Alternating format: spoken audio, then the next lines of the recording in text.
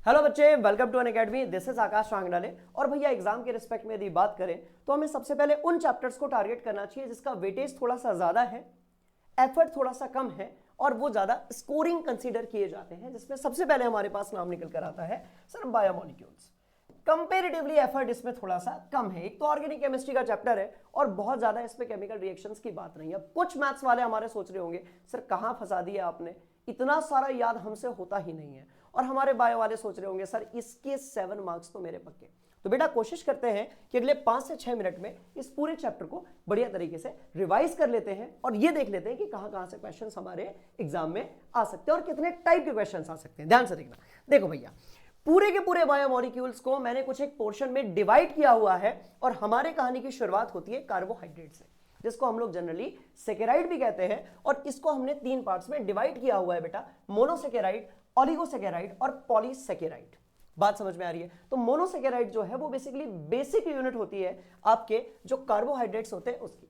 और इसके बाद यदि मैं ऑलिगोसेकेराइड की बात करता हूं बेटा, तो जिसमें मोनोसेकेराइड की हाइड्रोलिसिस के बाद 2 से लेकर 10 तक यूनिट्स यदि आपको मिल जाती है then we call them oligosaccharide. जैसे आपने सुक्रोज सुना होगा, मैल्टोज सुना होगा, ये सब हमारे क्या है सर ऑलिगोसेकेराइड्स हैं। तो अब देखो इस पूरे चैप्टर में आपको कार्बोहाइड्रेट से कौन सी चीजें देखनी है।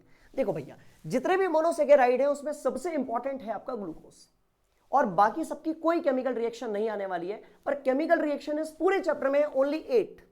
बात समझ में आ रही है? और वो कहां से पूछी जाती है बच्चे? वो पूछी जाती है मेरी ग्लूकोज से। क्लियर हो गई बात? क्या बात है सर, ऑर्गेनिक केमिस्ट्री पढ़ रहे हैं and only 8 reactions are there. मजे की बात। क्लियर है बेटा? अब ग्लूकोज को भैया आप कैसे बनाओगे? तो टोटल 2 मेथड्स हैं, जिसमें से एक आपने 10th क्लास में भी देखी हुई थी, जिसमें हम गन्ने के रस से ग्लूकोज बनाया करते थे, सुक्रोज से बनाया करते थे। ठीक है। और देखो केमिकल रिएक्शन की यदि हम बात करेंगे ग्लूकोज की तो टोटल 6 रिएक्शंस आर देयर। और ये सारी की सारी रिएक्शन जो है बच्चे वो एक टाइप का डिस्टिंग्विश टेस्ट भी है कि क्या इसमें कार्बोनिल ग्रुप है? तो बिल्कुल है। एल्डिहाइड ग्रुप एग्जिस्ट करता है आपके ग्लूकोज में। साथ साथ में क्या इसमें हाइड्रोक्सी ग्रुप है? तो बिल्कुल है, OH एग्जिस्ट करता है। तो जितनी भी रिएक्शंस ग्लूकोज की होगी ये बेसिकली अपने आप में एक डिस्टिंग्विश टेस्ट है। यहां से क्वेश्चन आपका पूछा जा सकता है। बढ़ते हैं हम लोग बच्चे इसके बाद डायग्राम या ये कह लो आपकी structure of glucose and fructose की तरफ। ठीक है। तो यहां पर आपको जो इसके रिंग स्ट्रक्चर्स हैं, शेप्स हैं, वो आपको पता होने चाहिए कि भैया पायरेनोज क्या होता है, फ्यूरेनोज क्या होता है। और यहां पर L और D जो है बच्चे वो लेवो और डेक्स्ट्रो को रिप्रेजेंट नहीं करता है। तो ये जरूर ध्यान से सुनोगे, यहां पर L और D जब आप ग्लूकोज के बारे में पढ़ोगे तो उसका कनेक्शन किसी भी तरीके से कायरल कंपाउंड से या फिर आपके लीवो और डेक्स्ट्रो से नहीं है। थोड़ा आगे बढ़ते हैं बच्चों और फिर एंट्री मारती है हमारी लाइफ में डाइसेकेराइड। और बेटा जितने भी डाइसेकेराइड हैं, जैसे कि मैल्टोज हो गया, जैसे कि सुक्रोज हो गया और एक और है भैया जिसका नाम अभी याद नहीं आ रहा है, इन सब की आपको मोनोमेरिक यूनिट जो है वो पता होनी चाहिए। और किस टाइप का बॉन्ड इनके बीच में पाया जाता है वो भी डेफिनेटली आपको पता होना चाहिए। थोड़ा आगे बढ़ेंगे तो हमें मिलते हैं बच्चों पॉलीसेकेराइड। और हमारे सिलेबस में बहुत सारे पॉलीसेकेराइड हैं, जिसमें है सेल्यूलोज, अमाइलोज, अमाइलोपेक्टिन, एक और कौन सा भैया मस्त वाला, स्टार्च। बात समझ में आ रही है? तो इन सब की भी आपको मोनोमेरिक यूनिट और किस टाइप का इनमें बॉन्ड होता है ये पता होना चाहिए। यहां से कभी कभी क्वेश्चन आ जाता है। चलो भैया थोड़ा और आगे बढ़ेंगे बिकॉज क्विक रिवीजन है, तो जल्दी जल्दी एक बार देख लेते हैं। देखो बच्चों, इसके बाद एक एंजाइम वाला पोर्शन है। ये वही चीज है जिसको हमने थोड़ा सा 10th क्लास में भी पढ़ा हुआ था। और एंजाइम्स को जनरली हम लोग कहते हैं बायोलॉजिकल कैटलिस्ट। बात समझ में आ रही है? तो एंजाइम का एक पूरा टेबल बेटा आपने 10th में पढ़ा हुआ था, अभी 12th में वो सेम टेबल आपको पूरा पढ़कर जाना है। उससे आपको यूजेस एंड एप्लीकेशन वाले क्वेश्चंस आ जाएंगे। और ऐसा ही सेम किसके साथ होगा सर? विटामिन के साथ होगा। ऐसा ही बच्चों सेम किसके साथ होगा सर? विटामिन के साथ होगा। मेरे जो विटामिन है उसके क्लासिफिकेशन आपको पता होने चाहिए और जो डेफिशिएंसी डिसीज होती है, किसी भी विटामिन की कमी से होने वाली जो बीमारियां होती हैं उसके बारे में आपको पूरा पता होना चाहिए। जैसे नाइट ब्लाइंडनेस हो गई, विटामिन ए की डेफिशिएंसी से होती है, ये सब आपको पता होना चाहिए। साथ साथ में यदि हम देखें तो बच्चों कार्बोहाइड्रेट में आप लोगों को reducing and non reducing sugar के एग्जांपल्स याद करके जाने। साथ साथ में आपका जो इन्वर्ट शुगर वाला कॉन्सेप्ट है वो आपका बढ़िया से क्लियर होना चाहिए। तो इससे आपका कार्बोहाइड्रेट वाला पोर्शन जो है वो बढ़िया से क्लियर हो जाएगा बेटा। तो एंजाइम हो गया, विटामिन हो गया, कार्बोहाइड्रेट अपना हो गया। मतलब ये हम बहुत शॉर्ट में चल रहे हैं। आप कम से कम ये देख लो कि आपकी तैयारी कितनी अच्छी है इन सारे टॉपिक्स में, उसको बेस बनाकर। अच्छा, इसमें एक और चीज है बेटा, हार्मोन्स जो है उससे भी कभी कभी क्वेश्चंस आ जाते हैं। तो बेटा ये भी हमने 10th क्लास में पढ़ा हुआ है।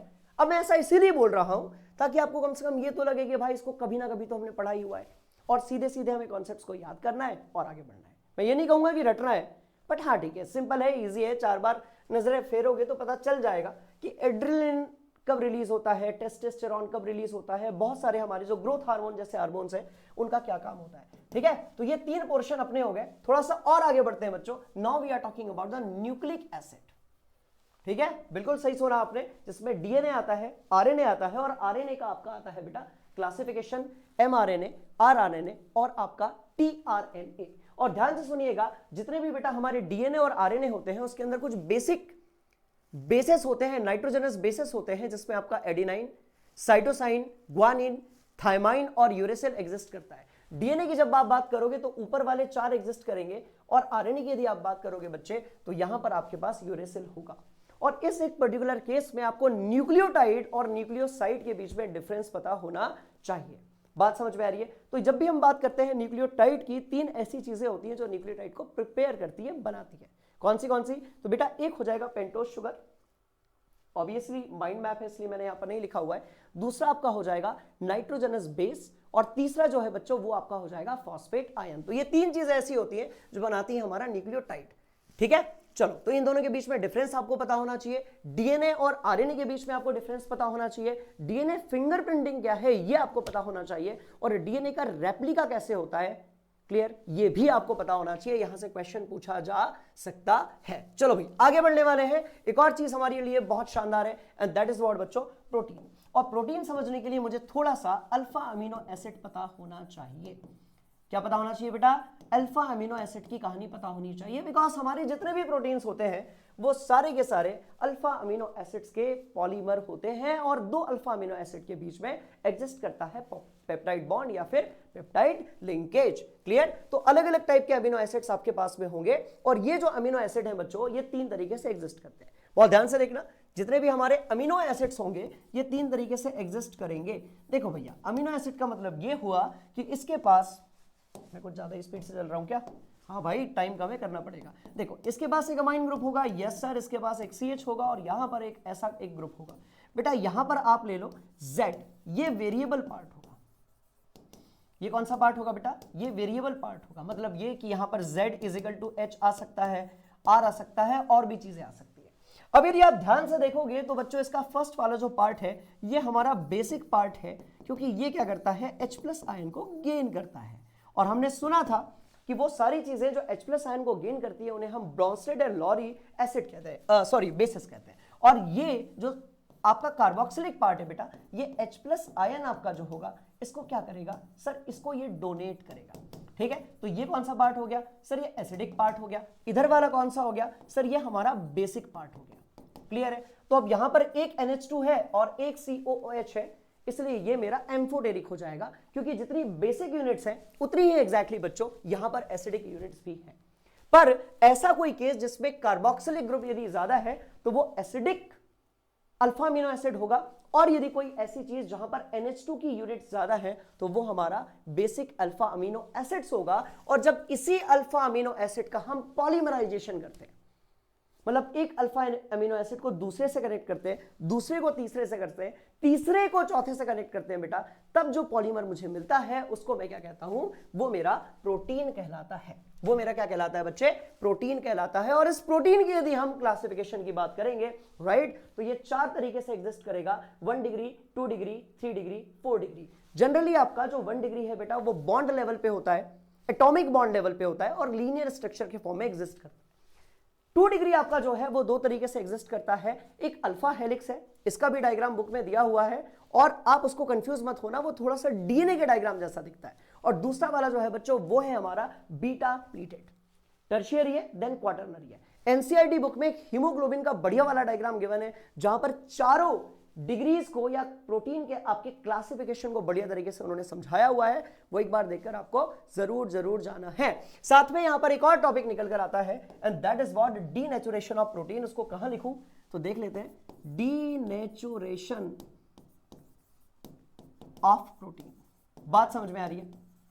जब कभी भी किसी प्रोटीन मॉलिक्यूल के साथ में हम टेम्परेचर चेंज करते हैं, प्रेशर चेंज करते हैं, पीएच चेंज करते हैं और भी चेंजेस करते हैं बेटा, तो प्रोटीन की जो स्ट्रक्चर होती है वो अनकॉइल होना स्टार्ट हो जाती है। मतलब आपका क्वाटरनरी, टर्शियरी और सेकेंडरी पार्ट जो है वो पूरी तरीके से अनकॉइल हो जाता है और इसको हम कहते हैं डीनेचुरेशन ऑफ प्रोटीन। इसका 1 डिग्री पर कोई इंपैक्ट नहीं पड़ता, ऐसा कई बार एग्जाम में क्वेश्चन आ जाता है। साथ साथ में इसके एग्जाम्पल की यदि हम बात करेंगे तो भैया वो है हमारा बॉइलिंग ऑफ एग या कोएगुलेशन ऑफ एग जो है वो भी इसका एग्जाम्पल है। तो बच्चों यहां से आ जाते हैं कभी कभी क्वेश्चंस, बहुत ध्यान से देखिएगा। साथ साथ में यदि मैं क्लासिफिकेशन की बात करूं तो हमारा जो प्रोटीन है बच्चों वो इनसॉल्युबल और सॉल्युबल 2 पार्ट्स में डिवाइडेड है। एक इसका पार्ट है फाइब्रस और दूसरा बेटा इसका पार्ट है ग्लोब्यूलर। अजीब सा नाम, क्लियर हो गई बात। तो ये सारे क्लासिफिकेशन पढ़कर जाना है, बड़े सिंपल और बड़े मजेदार यहां से क्वेश्चंस आते हैं और आपको बन जाएंगे, ठीक है। बहुत ज्यादा दिमाग लगाने की जरूरत नहीं है बच्चों। इसके बाद बेटा एंजाइम है। भैया 2-2 बार काहे एंजाइम लिखा है हमने, यहां हमको हार्मोन लिखना था। चलो तो बात समझ में आ गई। तो ये थी हमारी पूरी इस चैप्टर की कहानी। इसमें मैंने नया कुछ भी नहीं पढ़ाया है, सिर्फ आप क्रॉस चेक कर सकते हैं कि हमने कौन सी चीजें इस पूरे चैप्टर के अंदर बढ़िया से तैयार करनी है, ठीक है। तो होपफुली बच्चों ये वाला जो एक बहुत ही क्विक माइंड मैप तो नहीं कह सकते, पर एक बहुत ही क्विक माइंड मैप जो है ये आपको ये बता देगा कि कितनी तैयारी इस पूरे चैप्टर के अंदर आपकी है और यदि कोई कॉन्सेप्ट हम मिस कर रहे हैं, क्योंकि अब भाई मैंने बहुत छोटा वीडियो बनाया है, तो कमेंट सेक्शन में मुझे बता दीजिएगा। साथ साथ में बच्चों एक और मस्त वाला अपडेट है हमारे सारे बच्चों के लिए। यदि आप क्लास 6 से लेकर क्लास 12 तक के स्टूडेंट हैं बच्चों, तो आप हमारी जितनी भी पेड बैचेस है उसको फ्री में एक्सेस कर सकते हो। बिल्कुल सही सुना तुम लोगों ने, राइट। आप बेटा बिल्कुल फ्री में एक्सेस कर सकते हो हमारे सारे के सारे बच्चे जो 6 क्लास से लेकर 12 के बीच में है। और इसे हम कह रहे हैं बच्चों एजुकेशन का महाकुंभ। जैसा कि आप सभी जानते हो कि अभी चल रहा है हमारे देश में महाकुंभ, तो अनअकैडमी बेटा आप लोगों के लिए लेकर आया है एजुकेशन का महाकुंभ। और ये वैलिड कब से है, ठीक है। तो बेटा 26 जनवरी से लेकर 31 जनवरी तक, तो बिना किसी देरी के आप इसको ज्वाइन कर सकते हो। और इसके लिए एक छोटा सा काम आपको करना है, इस वीडियो के डिस्क्रिप्शन में आपको एक गूगल फॉर्म गिवन है, वहां पर आपसे बेसिक इंफॉर्मेशन जो है वो फिल करवाई जाएगी और उसके बाद अब ये सारी जो बैचेस है उसको फ्री में एक्सेस कर सकते हो। तो बच्चों मैं उम्मीद करता हूं कि ये जो पूरा चैप्टर है बायोमॉलिक्यूल्स, इसको हमने शॉर्ट में एक बार क्विक रिवाइज किया, और यदि इसमें कुछ स्किप हो गया होगा तो मुझे कमेंट सेक्शन में बता दीजिएगा।